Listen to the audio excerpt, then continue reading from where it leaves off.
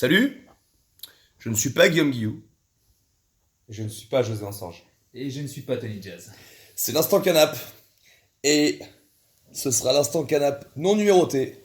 Parce que ce sera l'instant canap mulet. Alors, aujourd'hui pour cet instant canap, un sujet très sérieux. J'ai beaucoup voyagé ces derniers temps et on a un problème les mecs. On a un problème dans le game. Pourquoi vous opposez tout le temps passion et business? Premier argument que vous dites pour défoncer votre concurrent ou quelqu'un que vous n'avez pas, ouais mais bon, de toute façon, il pense qu'au business. Là, regardez-le bien, ce mec-là, c'est pas José Ansange. C'est un mec qui pèse de ouf. Lui là-bas, c'est pas Tony Jazz. C'est un mec qui pèse de ouf aussi. Moi, je ne suis pas Guillaume Guillou. Bon, je pèse pas beaucoup, mais je travaille pour le faire. Donc, on va discuter parce qu'on a des visions proches. Proche et opposé. Proches et opposés les uns des autres. José, que tu n'es pas d'ailleurs. Non. Quel est ton avis sur la question? Mon avis, il est mitigé. Mais Attends, excuse-moi, mitigé. Plutôt soyeux ou molletonné? il est. Je dirais il est moelleux. Ok. Un avis moelleux. Alors, en fait, le problème aujourd'hui, parce qu'il y a un problème, c'est que souvent, dans le CrossFit, parce que je suis propriétaire d'une box de CrossFit, mais Donc aussi, tu peux utiliser le nom. j'ai T'as le le droit de dire CrossFit. T'as le droit de dire. Mais moins dans le fitness, mais surtout dans le CrossFit, c'est que parce que certains owners trop passionnés, je sais pas, mais du moins qui tiennent. Quoi? Qu'est-ce qu'il y a, bébé? Je me décoiffe. Ah, ok. Voilà, trop passionnés sûrement, n'arrivent pas à faire la part des choses entre leur passion, leur box, la passion peut-être qu'ils ont pour leur box, et leur business. Et du coup, parce qu'ils reprochent, parce qu'ils n'aiment pas, parce qu'ils jugent certaines situations ou du moins comportements d'autres owners, Donc de leur propre œil à eux, ouais. vont pénaliser toute une communauté, Leurs clients, leurs donc, clients, en boycottant des événements, en ne voulant pas participer à des événements, ou aussi parfois par peur que leurs clients aillent à la concurrence. Et du coup, j'ai envie de dire que au final, leur ressenti, c'est leur ressenti, mais je trouve ça dommage pour l'ensemble de la communauté, pour nos clients, qui ne puissent pas bénéficier de tout ce que peut apporter de bénéfique voilà, le CrossFit, quoi. Donc en gros, ta vision, c'est que vous ayez un avis en tant qu'owner, c'est bien, mais ne l'imposez pas forcément à vos clients. Complètement. C'est mon point de vue. C'est son point de vue. Mon point de vue. Tony Jazz, que tu n'es pas, quel est ton point de vue sur toi qui est dans le business, qui a des passions? Quel est ton point de vue? Peut-on associer business et passion ou est-ce que c'est forcément deux choses complètement opposées? Alors, on peut associer business et passion. On peut associer business et passion. Alors, on peut plus facilement associer, Même dans la coiffure. même dans la coiffure. Très bien, c'est important Alors, parce que là, je suis en train de me découvrir une passion pour la coiffure, par exemple. Alors, tu vois. je vais même te faire une comparaison avec la coiffure et le fitness si je peux me le permettre. J'aime, je suis en train de Ok, m'exciter je me tout le seul, permets. vas-y, dis-moi. Imaginons que tu sois extrêmement doué pour la coiffure. Ouais, Et bien là, tu peux en faire un véritable business parce que tu as un don. Si tu es bon pour le fitness, c'est-à-dire que tu es un bon pédagogue, qu'en plus de ça, tu peux être un bon sportif, et bien là, c'est encore mieux. Mais il peut arriver des fois où tu n'es pas bon là-dedans. ouais. Si tu n'es pas bon et que tu n'as pas un don, ça va être un petit peu plus compliqué parce qu'il va falloir que tu travailles plus que les autres. Ok. Et parfois, il va falloir que tu pallies ce manque de compétences par un bon marketing ou un peu plus de business. Genre, une perruque. Genre une perruque. Ok. Voilà, tu te mets Je un te peu en comprends. zen. Je te comprends. Je te comprends. Et donc du coup, si tu es, je vais te donner maintenant l'exemple dans le fitness, si tu es bon dans les affaires et que tu sais faire un très bon marketing pour tes produits, ça va être encore plus facile pour toi de vendre. Le seul problème, c'est qu'arrivé à ce moment-là, tu vas avoir des gens qui vont te dire il fait ça pour l'argent et peut-être pas forcément pour le sport. Et nous C'est arrivons... ça la vraie problématique du sujet. Exactement. Et donc, du coup, tu développeras cette partie-là parce que je sais qu'elle t'intéresse grandement. Ton avis nous intéresse aussi. Et mon avis à partir de là est que lorsque vous faites un business, peu importe le business, coiffure, design, fitness, peu importe, costume, à la fin de la journée et à la fin du mois, tout ce qui vous intéresse, c'est de remplir ce frigo. Et donc, si vous voulez remplir ce petit frigo pour en manger, il va falloir être bon dans les affaires et le faire donc pour l'argent, mais aussi pour ce que vous faites. Et c'est là que j'interviens. Écoute-moi bien, espèce de pitre. Toi, derrière ta caméra, qui à chaque fois que t'as besoin de défoncer un concurrent, tu dis « Ouais, mais de toute façon, il pense qu'au business. » Écoute-moi bien, petite merde. Oui, parce que t'es une merde. Tu essaies de discréditer la compétence que ton concurrent peut avoir en essayant de détruire son image en faisant croire qu'il ne pense qu'au business. Ce qui est faux. C'est pas parce que toi, ton business, c'est de la merde, que t'es toujours au RSA habillé en clochard et que t'arrives pas à te payer, que les autres doivent le faire. Je ne vois absolument pas en quoi être passionné est quelque chose à mettre en opposition avec le business.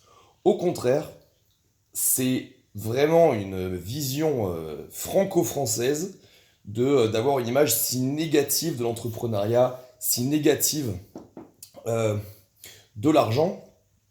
Et je pense qu'en plus, dans notre sport, le seul moyen de donner un contenu intéressant, qui est finalement ce qu'on va vendre, on n'a que du contenu à vendre, c'est justement d'être passionné.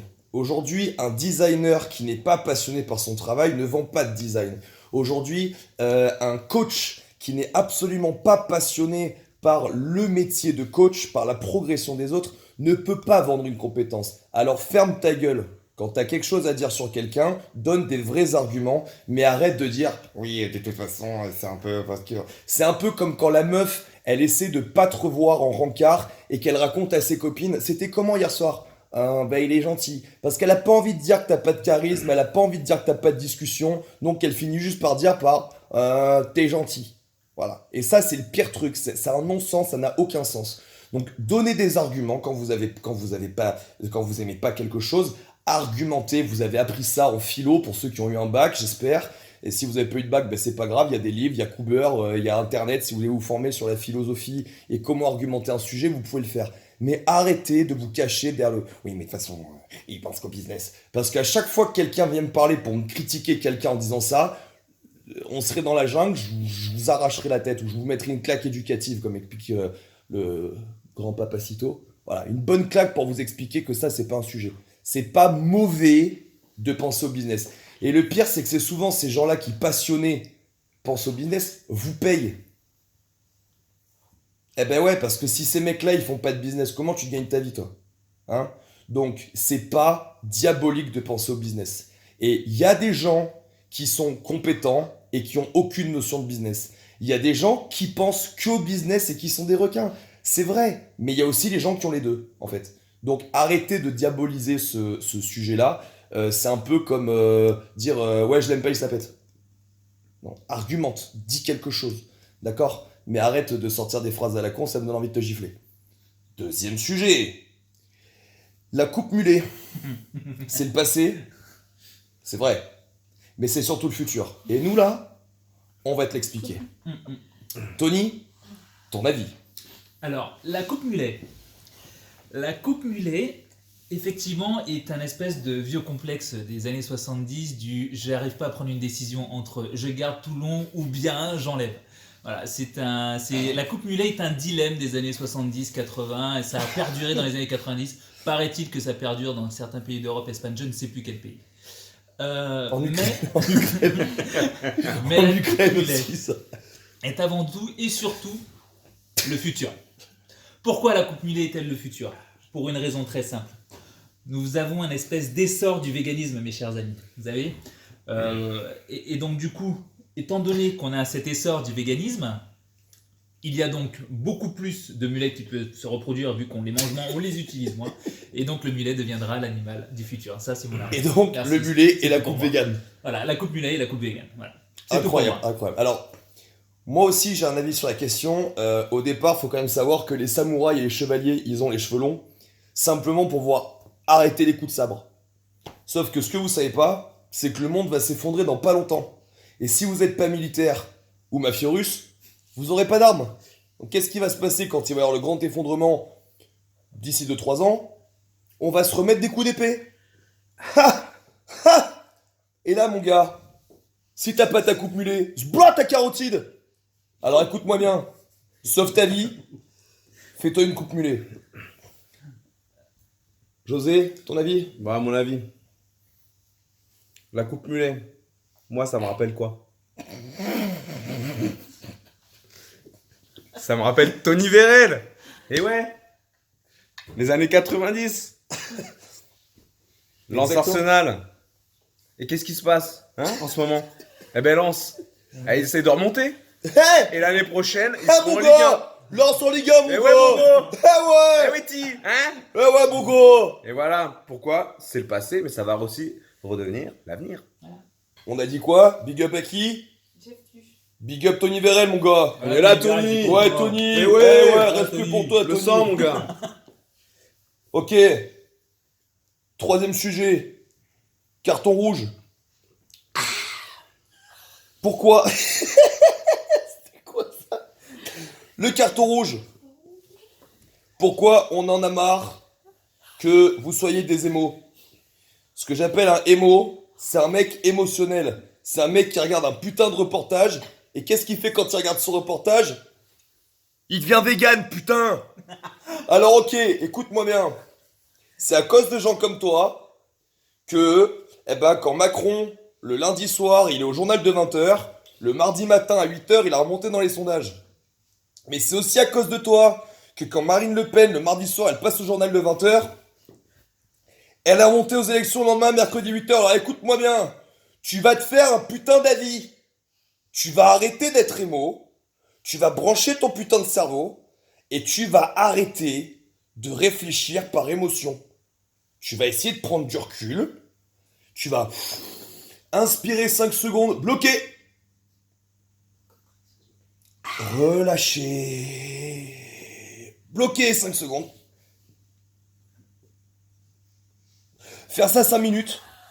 Et après, tu vas te mettre à réfléchir. Parce que là, il y en a marre. Imagine James Cameron, demain, il investit 7 milliards dans du caca. Et il fait une super production américaine en disant qu'il faut manger du caca. Moi, je mange du caca direct. Il y en a combien qui vont manger du caca, bordel? Oh! Imagine demain, James Cameron, il investit dans des perruques mulets. Trop putain. Et il t'explique que la perruque mulet, c'est le futur. Vous allez tous sortir comme ça pour de bon? Non! Enfin, si! Bah si! Ah, tu dis non, mais moi je te dis oui! Hein? Parce que je t'observe, toi, derrière. Et je vois que t'es émo. Alors, s'il te plaît, Jesus Christ, ou Mahomet, ou Bouddha, ou Jéhovah, il t'a donné un cerveau, motherfuckers. Arrête d'être émo. Arrête. J'ai fait des podcasts où je t'explique comment utiliser ton putain de cerveau. Alors, arrête de changer tes habitudes, parce qu'il y a un putain de fils de pute qui a fait un reportage, bordel de motherfuckers. Vous avez un cerveau, utilisez-le. Pas José? Pas Tony? Merci à tous. Merci. Les gars, attention, le 5 janvier, le mulet throwdown à hier, tous les juges en coupe mulet. Si toi aussi tu viens participer à un WOD et que tu as ta perruque mulet avec ton partenaire, tu as 10 points en plus au leaderboard. Ouais mon gars. Faut woder avec. Hein. Par contre, faut WOD avec, Ah bah, évidemment. Hein. Oui. Donc on compte sur vous, 5 janvier 2020, ce sera hier. Vive les mulets. Allez, vivez le. Oh, petit.